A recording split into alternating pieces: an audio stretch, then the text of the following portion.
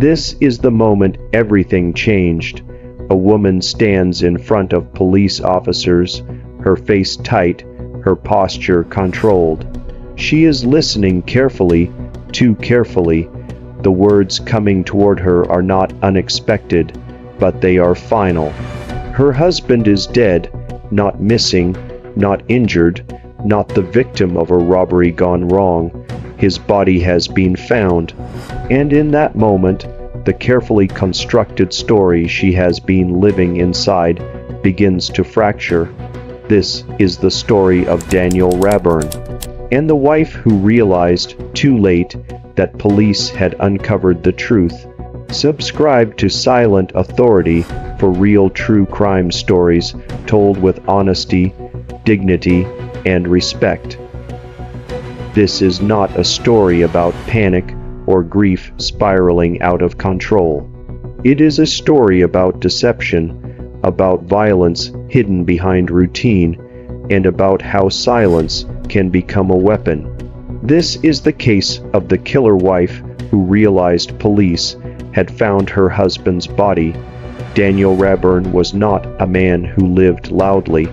By most accounts, he was quiet, dependable, and predictable in the way people trust. He had routines. He showed up, he paid his bills, he maintained his home. He did not live the kind of life that invites chaos.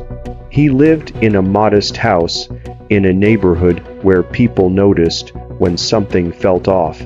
The kind of place where dogs bark at unfamiliar footsteps, where a strange car stands out, where violence is not expected to happen in plain view. Daniel was married to Nicole Woodard. From the outside, their marriage appeared unremarkable, not perfect, not dramatic, just another couple navigating adulthood. There were no public signs of crisis that suggested the ending that would come. But private lives often tell a different story. On the day Daniel Raburn was discovered dead, police were initially operating under a simple assumption. The scene suggested a robbery, a home invasion, a random act of violence that had gone too far. Daniel's body was found in the yard of his own home. He had been brutally beaten. This was not a subtle death. It was violent, personal, and sustained, the kind of injuries that require proximity, the kind that demand effort. Yet at first glance, investigators did what they are trained to do. They looked outward. Was anything stolen? Was the house disturbed? Was there forced entry? The early working theory was straightforward. Someone had come onto the property, attacked Daniel, and left him for dead.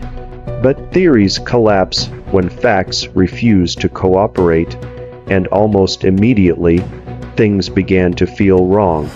The injuries on Daniel's body told a story that contradicted a random robbery.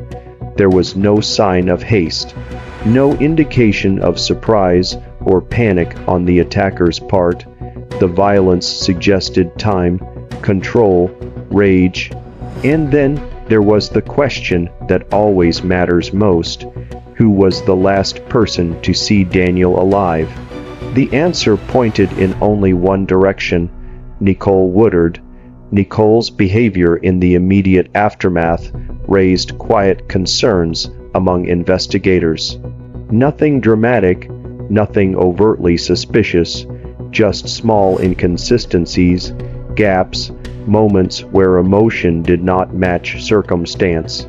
She spoke to police, she answered questions, she expressed shock, but shock has a shape, and this did not quite fit. Her account of events placed her away from the home during the critical window. According to Nicole, Daniel had been alive when she last saw him.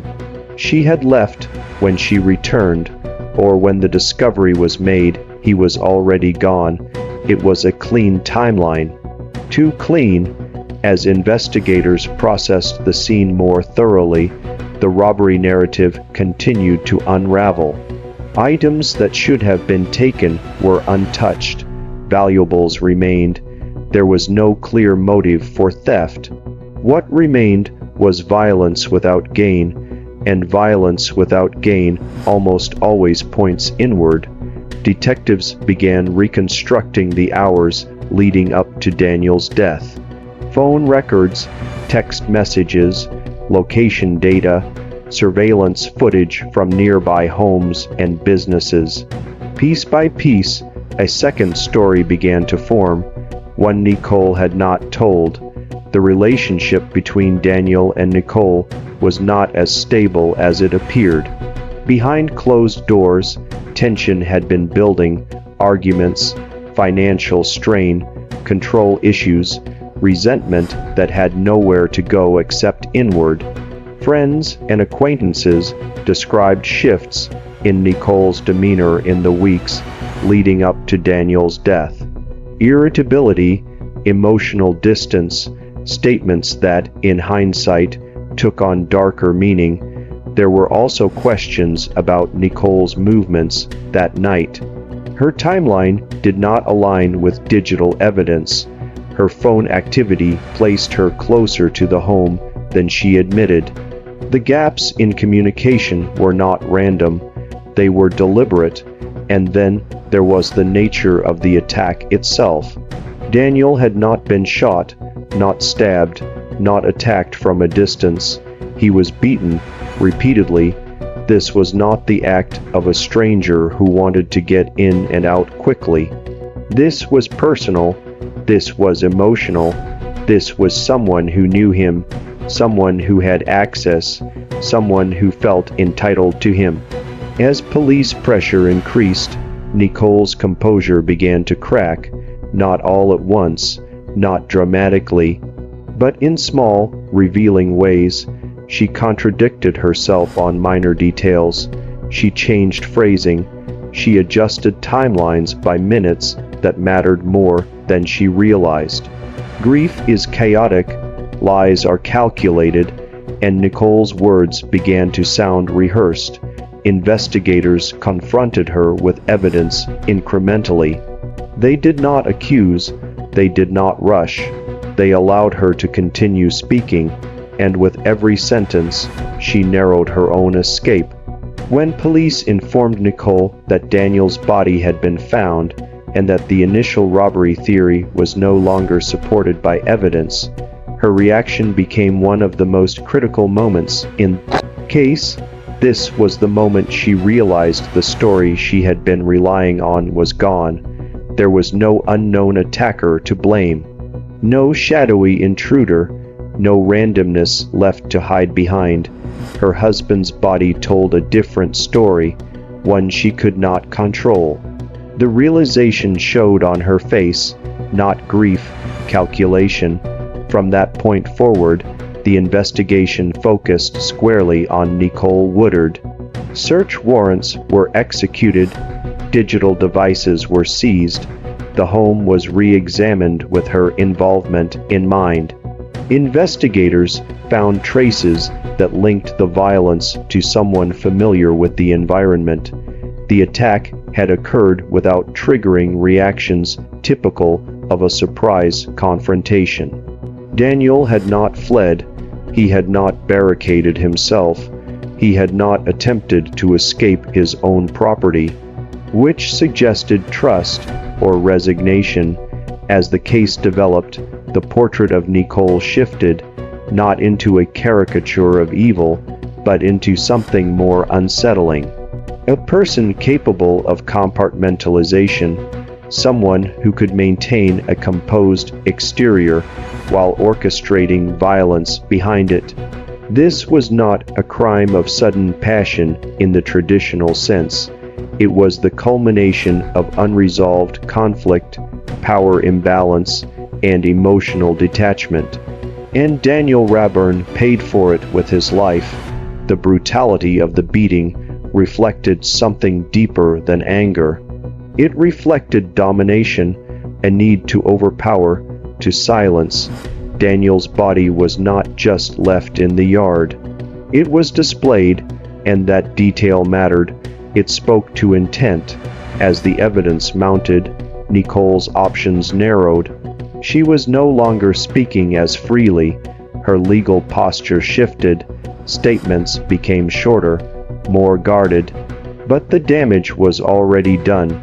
Investigators had enough to move forward. The case against Nicole Woodard was built not on a single piece of evidence, but on accumulation. Timelines, forensic indicators, behavioral analysis, contradictions, each element alone might be explained away. Together, they formed a narrative she could not escape. Daniel Raburn was not the victim of a random robbery. He was the victim of someone who knew him intimately, someone who shared his home, someone who had access to his life, his routines, and his vulnerabilities. Someone who was supposed to protect him. When the legal process began, the focus shifted from discovery to accountability. Daniel's family was forced to confront a reality no family should face, that the person closest to him was responsible for his death. There is a unique cruelty in that realization. It robs not only a life, but a shared history. In court, the violence was laid bare. The injuries described, the choices examined, the lies dissected. Nicole Woodard's image as a grieving wife was replaced by evidence that told a far more disturbing story. One of control, one of anger, one of fatal intent. Daniel Raburn became more than a name in a police report.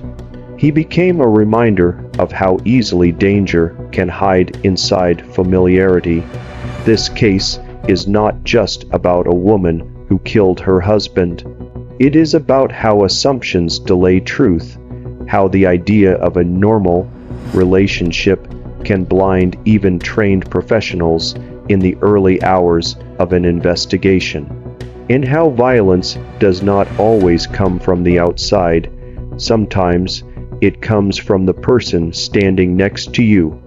The yard where Daniel's body was found returned to stillness long after the crime scene tape was removed. But the impact did not fade. His death forced a community to confront the reality that appearances are not evidence, that danger does not always announce itself, and that silence, when paired with intent, can be lethal. Nicole Woodard's realization that police had found her husband's body and uncovered the truth marked the end of control she believed she had. The story no longer belonged to her, it belonged to the facts, and to Daniel. Daniel Raburn's life was taken violently and deliberately. He deserves to be remembered not for how he died, but for the life that was stolen from him. This case stands as a reminder that justice is not always immediate, but it is relentless. Truth has weight, and eventually it surfaces, no matter how carefully someone tries to bury it.